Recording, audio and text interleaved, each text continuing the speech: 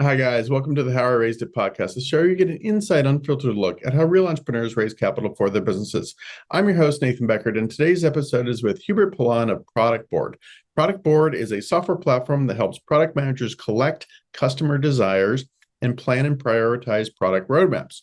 In this episode, we go deep into both product management and fundraising, lots of great tips on both. And Hubert shares his approach for how and why he raised $260 million all the way through to Series D. So lots of really great stuff in this one. If you're tuning into this podcast to learn how to raise capital for your business, I've created a super valuable free welcome package for you. It includes a list of 2,500 investors who don't require a warm intro, plus 200 questions that investors are going to ask you. So it's really going to help you get ready to raise money. To get instant access to this, please click the link in that first comment. While you're there, please leave us a nice comment, what you like about this episode or this series in general. Last but not least, if you enjoy this conversation and think someone else would too, please share it with them and hit that subscribe button to get all our latest episodes. We really appreciate that. Thank you. Now sit back and enjoy the chat with Hubert. Welcome to How I Raised It, the podcast that goes behind the scenes with entrepreneurs who've raised capital. We uncover the tips, tricks, and techniques they use to get investors to write a check. Strap in and turn it up. Hi, welcome to another episode of How I Raised It, produced by foundersuite.com. Today I have Hubert Palan of Productboard coming to us from San Francisco Bay Area. How's your day going? It's great. Thanks for having me. Glad to have you. Are you going back to Czechoslovakia for Christmas holidays, or what's on the holiday plan? No, I've lived here for 15 years. This is my home. My wife's from Seattle, so we're celebrating here, staying local. Very nice, very nice. I bet Czechoslovakia is gorgeous for Christmas time, though. I mean, it's got to be, I'm sure they do it right, yeah? Well, they do the snow and they do Christmas trees, and then you put live carp in your tub and then you eat it for dinner. It's funny. Live carp in your tub. Okay. That's a new tradition I've never heard of. It's actually a story that came up during my recent fundraise. Maybe we get to it. All right. Hold that thought. Okay. Well, let's get right into it. What is Productboard? What do you guys do? Productboard is a product management platform. Think of it as a Jira or like Salesforce, but specifically designed for the needs of product organizations, product managers. Because it turns out that there's a lot of systems like Jira that are useful to engineers to build things and kind of manage the task management process of engineering delivery. But product management is not project management. It's not managing tasks and milestones. It is about understanding who are the customers, what pain points they have, and then what are you going to do about it and what are you going to build. And it turns out that none of these systems out there have these entities in the system. Like there's nowhere to put customer into Jira to make sure that you're building the right thing for the right people. And so we said like, hey, how about we build a system that's going to centralize all the customer information, all the customer feedback, and helps you identify patterns and understand who your customers are, what the pain points are, and then assure that you really de-risk, the whole delivery process, that you end up building the right thing, hopefully, and not spend hours and waste years of your lives building stuff that nobody needs. So that's what Productboard is. Yeah, it's really cool. It's a great concept. It's almost one of those things that like seems like so obvious in hindsight. Like, of course this makes sense, right? Like, but did you start with customer feedback? You have quite a few different features and products now, but what was the first one? Yeah, look, I got here to the US to get my MBA at Berkeley, and Steve Blank, the grandfather of father of Lean Startup, was my professor. And he really forced me to get into my DNA, the mantra of get out of the building and talk to the customers and test everything, before you build anything in an expensive way. And so we spent almost a couple of years actually, iterating and doing extensive user research and talking to hundreds of product managers across small and large companies to validate that, the problem exists and that we have the right solution concept before we actually started building out the product and scaling the business. Early days. Yeah, good. And we had on this show not too long ago Richard White, who now is doing this Fathom video. But he had a startup I remember called User Voice a long time ago, which was like taking feedback and helping people prioritize it, right? Kind of ranking stuff. What's maybe walk someone through a customer journey on your platform. Yeah. By the way, so Richard, yeah, user voice, that is like kind of a feedback. I remember when I was starting a company, I messaged him like, hey, I want to introduce myself. I'm the new kid on the block and I'm going to be competing in this space. And I showed up at his office. It's like, hey, nice to meet you, downtown San Francisco.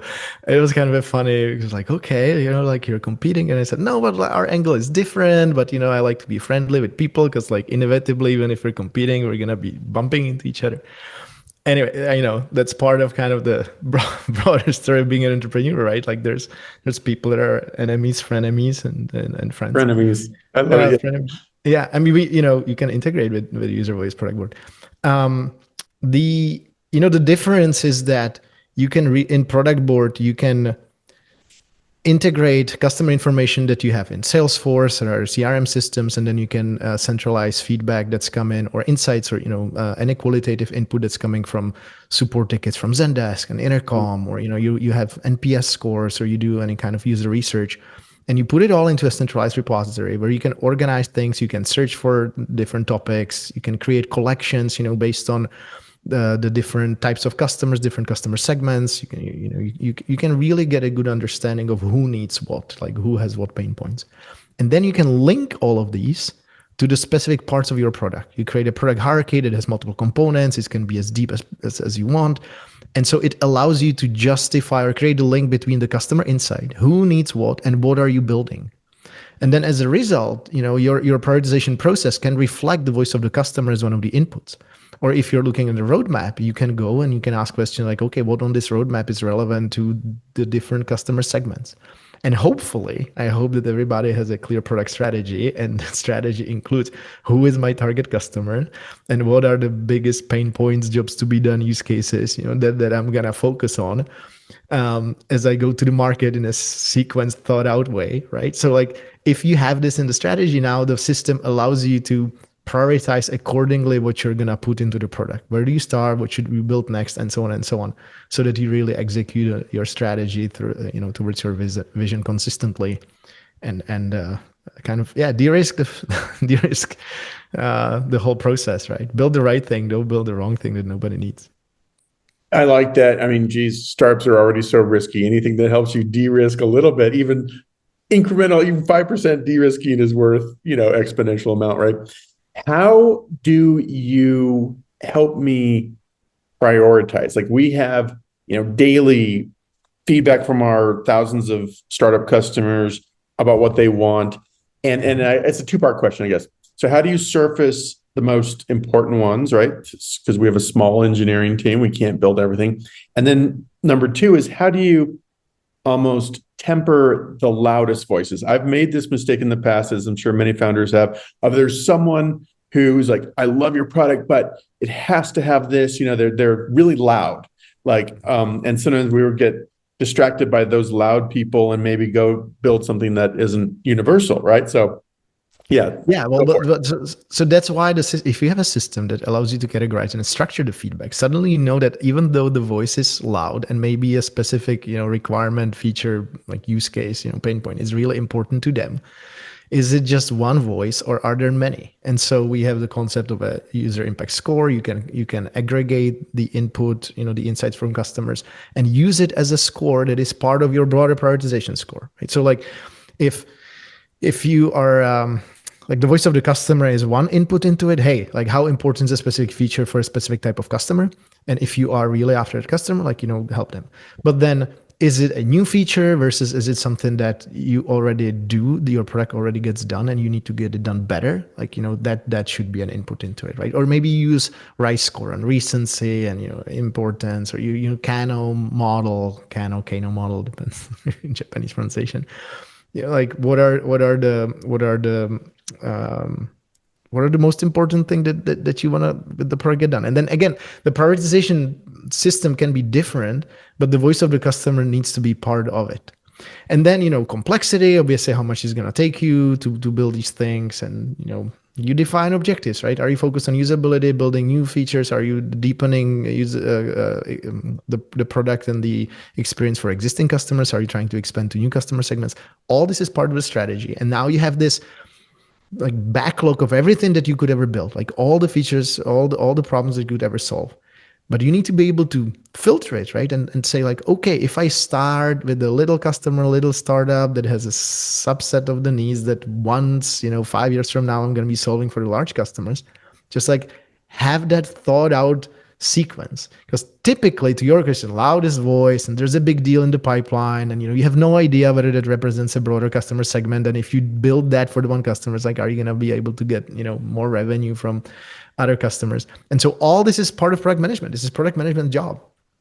Yeah, just like you do it in spreadsheet, you do it somewhere in a black box, in people's heads, and there's no transparency, there's no alignment. People don't have confidence that the right thing got prioritized. That's the status quo, unfortunately. I like that framework, and it's not something I've been familiar with, the RICE framework of recency, importance, complexity, and then what's the E on that? Is it effort? Probably. Effort. Okay, cool. Interesting. Okay, another question. Like we're small. I'm using myself as an example again. We're small, and a lot of times, we have an informal version of this where we have lots of customers saying they need personalization tokens in our email tool, whatever it is, right? There, lots of people are saying, I need to have this. So that becomes a priority. But how do you, and I kind of think of product features in two ways. One is like things that we have to build to kind of keep up with the market, right? But then there are other things that are like, I usually will have an idea of something that's really cool, maybe futuristic, maybe kind of wild and out there, that might be a real game changer for the business, but isn't something that a lot of people are requesting. So give any way of sort of identifying the wild card ideas? Yeah. Yeah. Okay. It's not just the volume, to your point, can be misleading, right? Because inevitably you're going to get most feedback or most insights are going to come from people who are using your product, and they're going to be flagging the things that they need. And maybe it's like a little paper cut, like little, not that important thing, but it's coming up frequently, right? Yeah. Your job is to understand that is that type of feedback. There might be, to your point, like one idea that completely unlocks a completely new market segment and a job or use case that you haven't heard of, and that's 10x value compared to everything else. But the important thing is to be exposed to those conversations, right? Like, it doesn't mean that you should be ranking based on frequency and just like, add up the score. Like it's one input into it. And so that is the job of product managers, to understand like which type of the input it is, and then consider it in the prioritization exercise. Yeah, that's cool. Excellent. Cool. And what's the backstory? What were you? I think I looked at your LinkedIn. You were a product manager in the past. I was a VP product at a Andreessen Horowitz funded company in business intelligence space, and I was living the daily dream of being bombarded by asks from sales and customer success, and from a CEO who would change direction frequently, and talk to a board member who said like, we have to absolutely build this, and competitors have that, and and I was trying to just like put it all together, because different stakeholders in the business have different perspective, right? The salespeople talk to the new customers, CS, customer success, customer support talk to existing customers, marketing is monitoring broader market competition, and the job of the product manager is to make sense of it and prioritize, like, how much for existing customers, the advanced users versus new onboarding stuff. Like that's all your balance, right? Like, but that's again job of the product manager. Like, how is it balanced? Is there a single, or is there not necessarily single, but is there a sliver of the business that's very healthy? And to your point earlier, all these people are asking for features and questions or problems, right, to solve. And what is it that is different about them? Like, if it turns out that in product management, the needs of people are different if you're B2B versus B2C. If you are a digital first company versus a digital transformation company.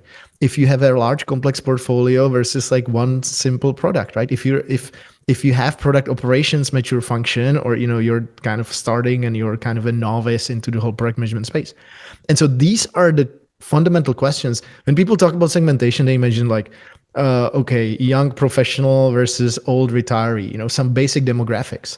But there's so much more to understand around like what are the patterns? Like if people are asking for something, like why is it? What is it about them that makes them different from people that are asking for something else? And then your job is to figure out, okay, so these segments, which one is more valuable and which one I should build, not just based on like frequency of ask, because it's like if you were building a city and instead of building first, like a school and a church and a pub and whatever you put on the square, you would start building the whole city like one brick at a time with the goal that one day it's gonna be a big New York with full of skyscrapers. The reality is you're gonna run out of money. You're not gonna finish a single building. And that's how frequently the products get built, right? It's not like what is the core, narrow, small segment initially, but that the job gets done super well. And it's like a super narrow, set of needs and so on. And then go and expand from that. And that's the disciplined strategic execution. You need to have that understanding, though, in the first place to be able to kind of, guide the decisions. And this is a chicken and egg. Like at the beginning, you don't know. The beginning is like, hey, I'm building this thing. It's for everybody, and then like you have this big vision, but big vision 5-10 years from now is not what you should be building today. That's the hard part, how you sequence it. I'll tell this story really shortly, but sometimes I tell this early days of Founder Suite. We actually were building 5 different products all at once for like PR, fundraising, competition tracking, all this stuff. And none of it was very good, kind of like your metaphor of building a whole city.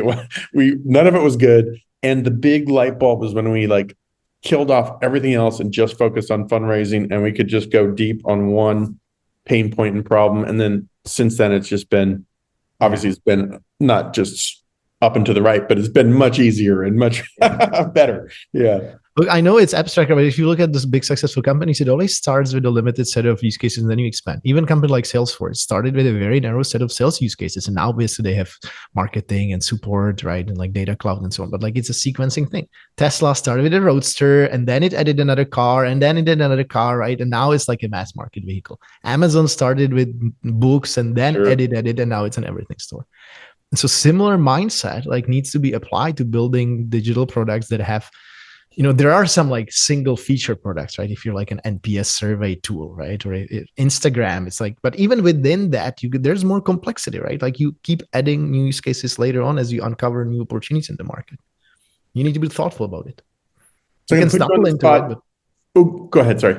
No, I wouldn't say you can stumble into it by luck, but like, that's not, you can't replicate that. If you stumble into product market fit by luck, like good for you, right? Depending how big the market is, like that's how successful, you can scale that for that part of the market. But then if you don't develop the discipline product management muscle, like how are you going to expand out of that? Like you inevitably going to run out of market. If you're maybe in a B2C and it's like, again, like, use cases like Instagram are unique where you like really hit it off, like TikTok, right? It's like massive. It's almost single use case, but it's very rare. Like most companies are much more complex, right? And especially in B2B, workflow systems, super complex. And how do you prioritize is a very difficult task. So I'm going to put you on the spot on one question. Then we're going to switch to fundraising because I really want to get to that. But if you were advising a Berkeley product manager, right out of school, first job, what would your advice be on how to prioritize, right? They just get a job. They're right out of Cal. They just got a job as a product manager, first time at a startup. What's your best advice for like how to prioritize what to build? Go. Well, go out and talk to people and figure out like what are the patterns, how are they different, and similar, dissimilar, right? Somebody asks you for A, somebody B, and so on.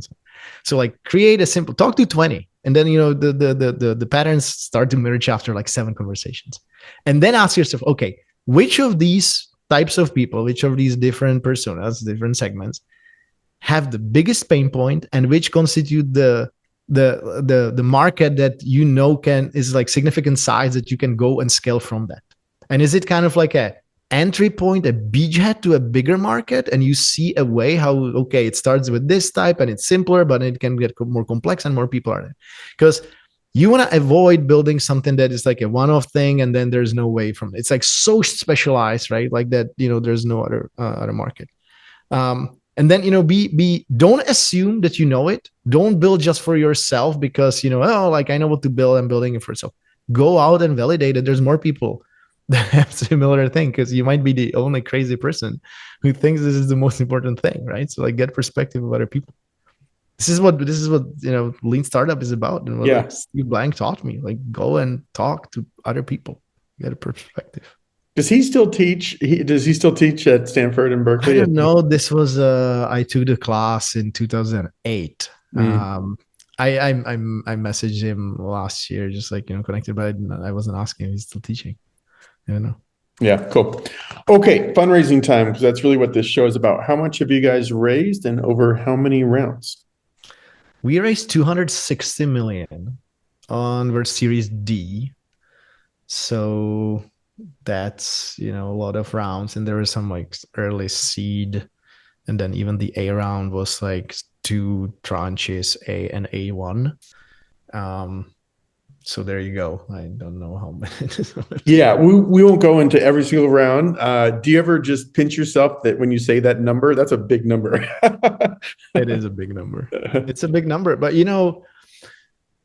for me, it's like the absolute number is almost irrelevant, because to me it's like, what is the opportunity, and is the market potential such that I can deploy this capital in a way where I can see the like positive scale impact of the company.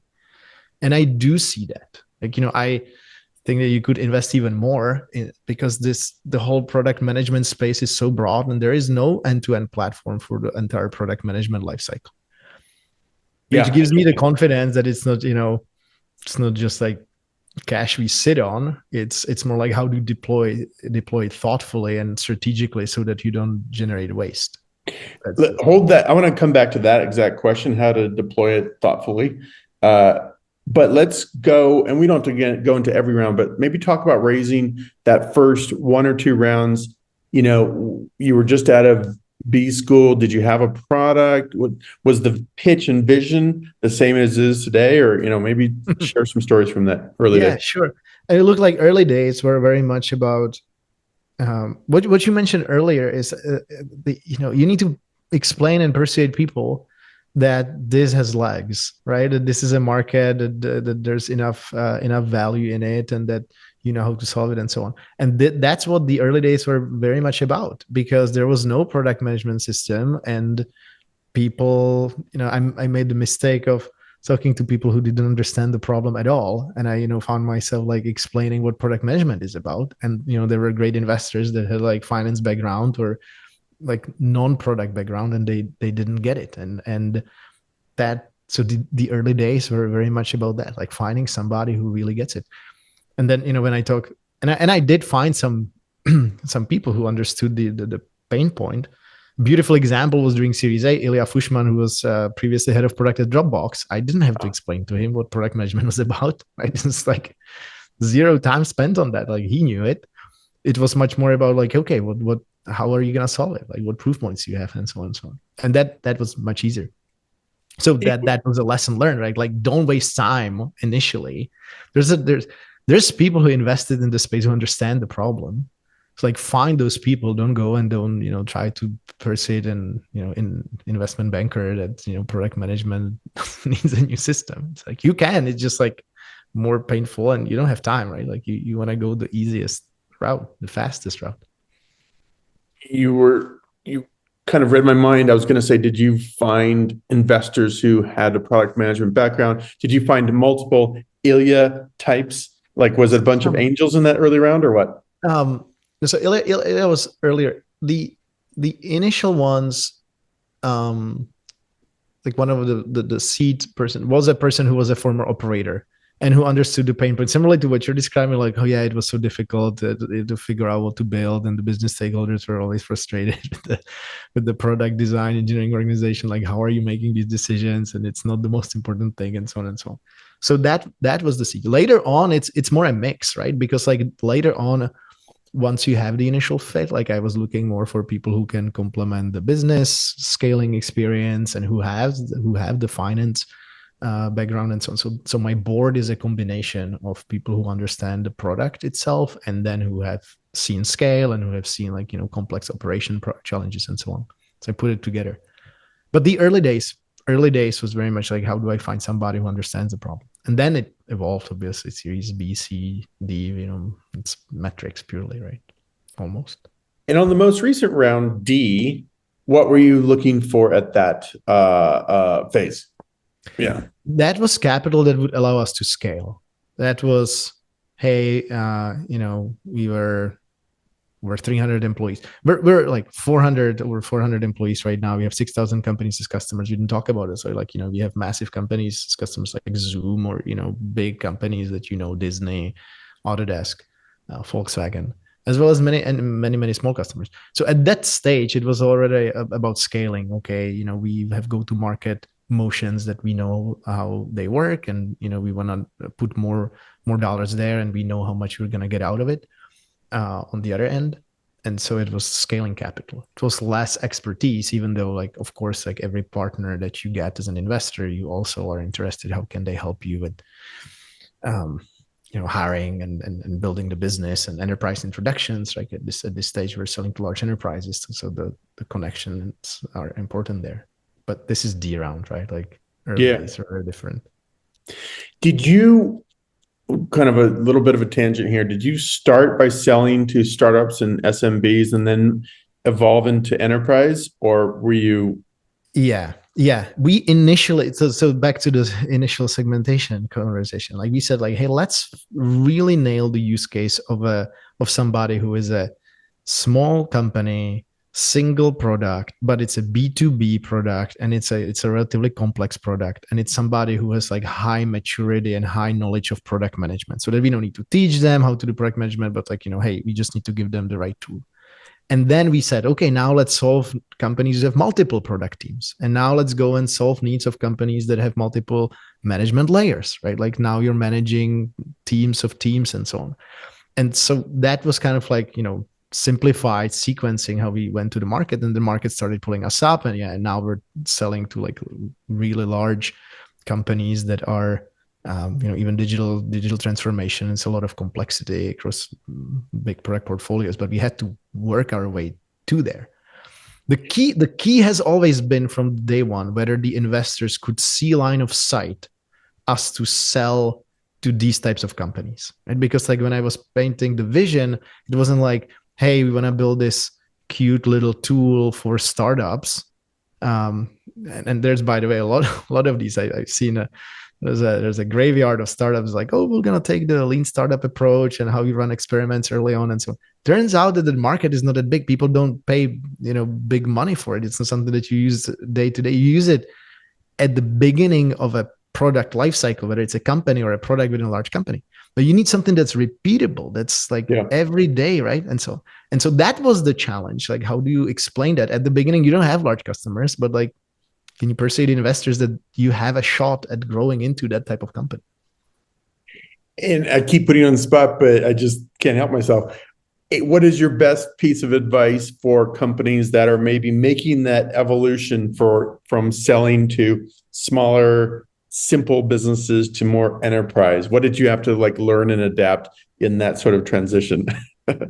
So great question. Like, few things. It is very different to sell to the enterprise, and you should treat it as a kind of experiment and make sure that you understand what you're doing in hopefully isolated fashion. And you are very focused on like, hey, this is intentionally what we're going to do. And we're going to try different sales motion. We're going to hire, more different enterprise reps that are going to position the product differently. And it's not going to be as much about feature functionality. It's going to be about business value and, how you persuade the stakeholders that this is ultimately driving revenue, de-risking the business, and lowering costs, which is like everything in business you can reduce to those three categories. And then what it means for the product, right? Like, what are you going to hear from the companies? And then the difficult thing to balance that, because you might find somebody early on who the risk is that you're going to pivot completely. And it's like, oh, this big company, we're going to get this much revenue. But they need like this long list of stuff that you don't have. Yeah. And this is part science, part art. Like, how do you resist that pull so that you don't over pivot and you don't go and like, end up spending like, 2 years building something for a large customer and you miss, the broader market because this is so specific. Like, that's the product management knowledge, and you need to resist it if the pull is too strong, like not to go too far, like step by step, find slightly bigger companies, more complexity, say no to the large deals and say like, thank you, we're not ready yet, but we'll come to it. Obviously, I understand if people are desperate. Big customer is kind of like a fundraise. It's like it funds your business. So it's hard if you're facing like bankruptcy or like sell to a large customer, but hopefully you wouldn't get to the position, right? You need to do everything you can to avoid that kind of situation. And that's hard. I mean, some of these questions I'm asking from a personal interest level because we're starting to move into a little bit beyond startups into kind of some enterprise stuff, some venture firms, some investment banks, and even accelerators. And like I had a sales call one with an accelerator that you would know the name of, but they presented their RFQ and it was like 6 pages long of all the stuff they needed. And like, Jesus, I would love to land you guys, but that would take my whole engineering team a year to build. Like, what can you do, right? I don't know. It's a hard temptation. Like you need to evaluate the complexities. It's like you're a small construction company and you let a deal to build a skyscraper. Well, are you ready to take it on? Like, you probably shouldn't, right? You should take just like a slightly bigger building and work your way up and have the patience, but be thoughtful about it, right? But there's companies that you can build like super tops down, and you can build like a multi-million-dollar solution for a highly complex company. It's like it's a very different kind of execution though, right? Because like that you're almost building custom software, and maybe it's super valuable for the company, but if you're doing it, like you need to be doing everything you can to validate and learn whether there's more companies like that will allow you to multiply the effort that you're putting in. That you always need to have the market or like eyes of like, are there more people? Or is this just like one black swan that's gonna, take you off the bigger prize? Absolutely. Okay, I want to get back to fundraising. It's easy to get sidetracked on this show. Happens all the time. So this Series D, you have some big names in there: Sequoia, Kleiner, Tiger Global. Maybe tell us about putting together this round. Like, what's it like raising a Series D? A lot of folks who are on the show haven't got that far. Yeah, I feel like that some concepts are the same when you're raising, which is you need to find the people, different rounds, different needs of the business, right? So you need to ask questions like, what is it that you really need? Do you need mostly cash, or do you need a great board member that has experience in specific market or specific skill set? And like optimize for the goals, like clearly spell it out. What is it you're after? And obviously like money, it's like you want to fund your business, but like in addition to the money, like who is the ideal investors? And similar to segmentation, like what is the characteristics of those people, right? And list it out. And and then try to identify as many people who fit that criteria. And I put together a spreadsheet, right? Like I listed all the firms. I went first from like the logos and the reputation of the firms, but then what was critical to find the right people within that, like who are the exact individuals, who are the partners that would be the best fit. I'm sure that people hear about that frequently, right? Did they invest into similar space? Did they invest into similar type of companies? How well they know the problem, like I said at the beginning. Then weed out the ones that they're invested into direct competition, because you don't necessarily want to pitch to them if the best ones tell you like, hey, I can't talk to you because I already have an opportunity that's competing. The less good ones won't, and just like says the information out of you and ask for like, send me all the stuff, and they send it to the portfolio. Yep, I've seen it. Yeah. So you got to be careful, but the reputable investors like know what's up, and they avoid the conflict of interest. And by the way, like I get frequently from our investors like, hey, this company, do you consider it competitive or not? Because if you consider it competitive, we're gonna stay away. Like they have integrity, and they do exclude themselves from some deals. Anyway, but back to it. And then, in the later rounds, I would ask all the investors that I already had, or like my senior advisors and mentors, like, can you go through the spreadsheet and can you rank the people? Like, do you know them? Have you done deals with them? Like, can you give me like 1, 2, 3, 4, 5, whatever scale, like, how would you recommend them? And that's how I created the initial list. So we said, later on I had some inbound interest because we were known already. And then I would go one by one, and I would, set up calls, and I would just set up initial conversations. I wouldn't give them any detailed information. I would just, would show up on the calls, and then I would talk to them about what we do without any deck, right? You just tell them, you paint the vision, you explain the problem, you explain what you do, and you gauge interest, you gauge compatibility, and so on and so on. And I would ideally, I would ask for introduction, not to go like cold, outreach, but I would ask to introduction, because people respond. There's a higher chance. Again, it was much more easy later on, because you already have the brand of Kleiner that we had, and Index Ventures, Credo Ventures, and like these other investors. So it was much easier. But the early days, it was like, hey, Berkeley professors, right, and friends in the industry, can you introduce me to these people? Steve Blank introduced me to some people, and it was just like, you just do what you can do. You need to be a social butterfly, build relationships. You benefit from it, significantly, right? Yeah, awesome.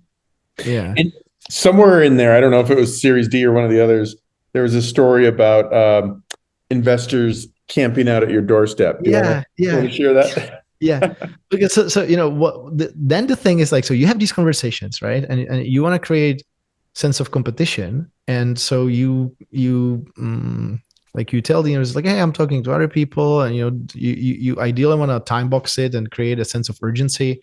Sometimes it works, sometimes it doesn't. It's kind of questionable. People will always be asking you for more information, like always, like, hey, can you send this? Can you send this? Can you send this? Can you send this? At one point, I accelerated by saying, like, hey, we already have a strong offer. I avoided the word term sheet, because we didn't quite have a term sheet, but we had a verbal offer. But I wrote the message in kind of a vague term to others, and it triggered like, oh, okay, let us send it. And if I didn't do it, they would just keep asking for questions. They would be waiting for somebody else to make the first move, right? And I mean, you can overplay your hand, right? It might not happen. It's like, okay, good. But that's what you need, right? Like, you need to gauge the interest. You want to stop wasting time with somebody who's not interested, and so on. And then, so in one of these rounds, I had a very competitive situation where people really wanted to invest, and one of the teams showed up in our hallway and said, like, we're not leaving until you sign our term sheet. And they did leave for the night, but they were there back again 6 a.m. the next day. And I can't remember, it was like 2 or 3 days, but they would sit there in the lobby of our office, nonstop. A partner or a junior analyst, like right out of partner school? And an associate, both of them together, sat there the whole time. It was hilarious. It's funny because, like, if you took if you did that to a venture fund, if you walked in there and you wouldn't leave their office until you got a term sheet from them, you'd probably get arrested. But it's cute when the VCs do it, I guess. No. Yeah, I mean, it's obviously endearing to see the interest, right? You always wish that it was the case, but, and then so actually what I did, like, I split the round. I ended up splitting my B between Sequoia and Bessemer, because Sequoia, amazing brand, Bessemer, Byron Dieter, who's an amazing SaaS partner, and he's kind of like the god of SaaS. And I, that forced, like, they each wanted to lead it. They didn't want to split the round. They thought it was a great opportunity.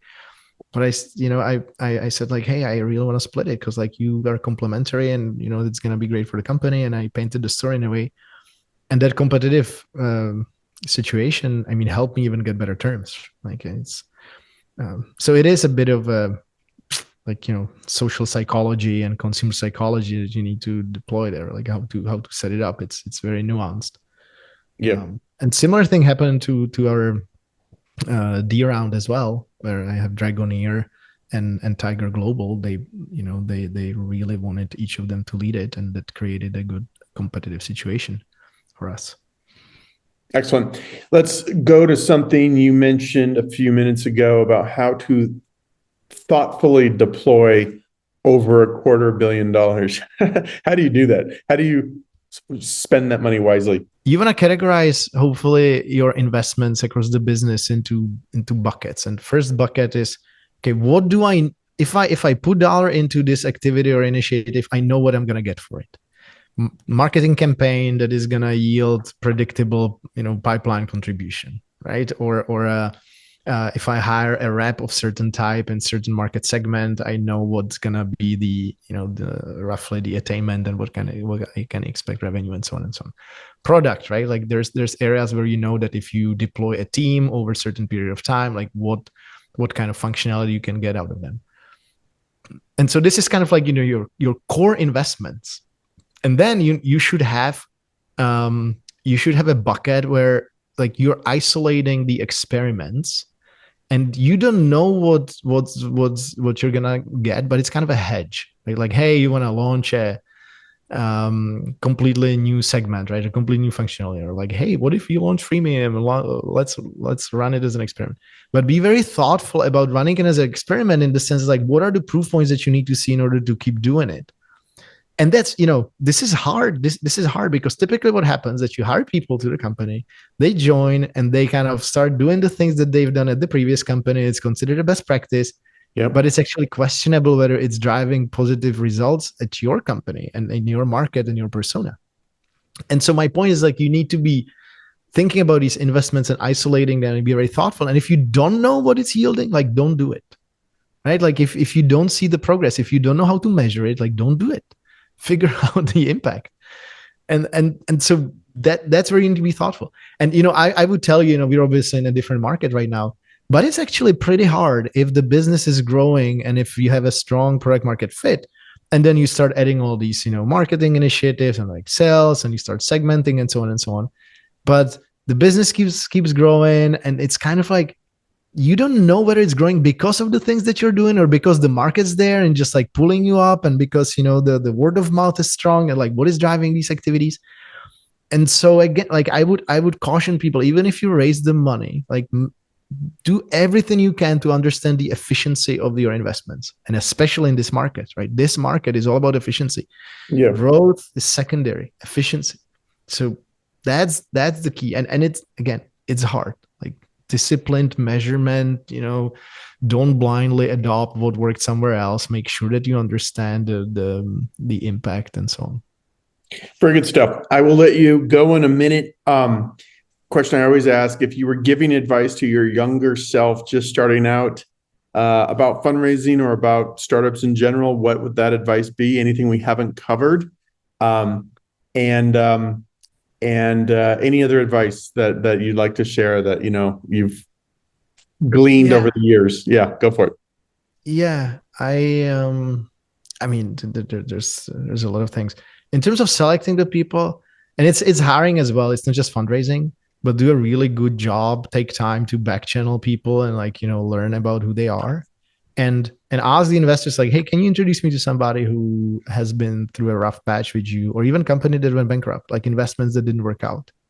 The best investors will happily introduce you. And then when you talk to these people, it might be a CEO that got fired by that investor, right? But was it for the right reasons? And was the investor reasonable and empathetic for the situation? The job of the investors is to protect the investments and do everything, the best thing for the company, which might be to fire the CEO or founder or, whoever. But how you go about it matters, right? Like if you're being militant, unfriendly, ignorant, no empathy type of person during these tough times, well, that tells you something about the person, right? And I did find people like that even amongst the top firms. Like I did dig out stories where it's like, ooh, I really don't want to work with this person. And it's you can't share that and won't share that, but it would be fun if you could. So. Yeah, I know, and that's the challenge, right? But there's no recording, there's nowhere written. Yeah. At the end of the day, it's people, and the people and the personal relationships. Spend time on it. I just had this thought. I wanna tweet about it. Or there's the All In podcast that people are probably watching it. Or I don't know if you heard of it. It's for investors, and they had their last episode was pretty rough. Like they have interpersonal, disagreements, and kind of got really spicy. And I had this thought well, this is like the founding teams of the entrepreneurs, right? Like you will have rough patches, and your ability to figure out and sort out these differences and opinions is critical. And with your investors, it's similar. It's like, make sure that you know them, and you need to invest into it. Sometimes people like raise the money and then they see the investors once during the board meetings, but like build a relationship, right? Like get to texting basis, involve them even in things that you don't really need the input, but just like ping them here and there with the intention to build the relationship, right? Especially now in this like crazy distributed world, like how much time you're actually really spending together. You need to engineer it, but it pays off, right? Because then when things get tough, like, when you really need the deep advice and not superficial, like, them and you can rely on them. It's just like, yeah, it's all a matter of trust. Yeah. I actually like that get to texting basis. I think that's kind of interesting, right? Like you're right. If I'm texting either investors or advisors, we've established a pretty good rapport. I think that's sort of a good threshold. Yeah. That's cool. All right. I will let you get back to it. You've got a big business to run. If people want to learn more, it's simply productboard.com. And is there anything you want to promote, plug, any promos, any open job recs you're trying to fill, anything at all? I mean, we're hiring a bunch of roles. Go to the website. If you are a product person or if you work at a company and you want to make sure that the product is exceptional, check us out. That's my only plug. Productboard.com. And there's a startup friendly kind of lower tier, I believe, right? I'm pretty sure. Yeah, we even have like a simple freemium road mapping offering now. So you can even start for free. Cool. Awesome. Thank you, sir. This is great. I always measure the quality by how many notes, and you can see I've got lots and lots of notes. So that means it was a good, deep, rich episode. Congratulations on everything. Have a good holiday season, and we'll catch you after your Series E and see what's going on then. How about that? Maybe IPO. Yeah. We'll see. I didn't get that. That would be. Siri didn't get that. That's Siri didn't get that. Is that a foreshadowing? No, I'm kidding. Bad joke. We'll catch you after the IPO and see what's going on then. All right. Yeah. Happy holidays. Thank you for having me. Over now. Thank you, sir. Bye-bye. Bye.